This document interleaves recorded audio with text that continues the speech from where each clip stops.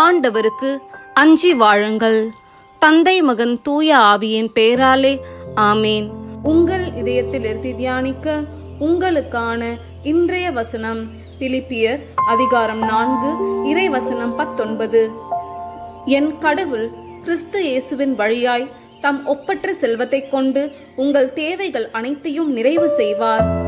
ஜெபம். எங்களை நேசித்து பராமரிக்கும் அன்பு தந்தையே, உம்மை நாங்கள் ஆராதித்து வணங்குகின்றோம். இன்று உம்மை தேடி வந்துள்ள ஒவ்வொருவரையும் ஆசிர்வதியும். அப்பா, அவர்கள் தேவைகள் அனைத்தையும் நிறைவு செய்யும். நல்ல உடல் சுகத்தாலும் வளத்தாலும் ஞானத்தாலும் அவர்களை நிறைத்து முழுமையாக அவர்களை ஆசிர்வதியும். ஆமேன்.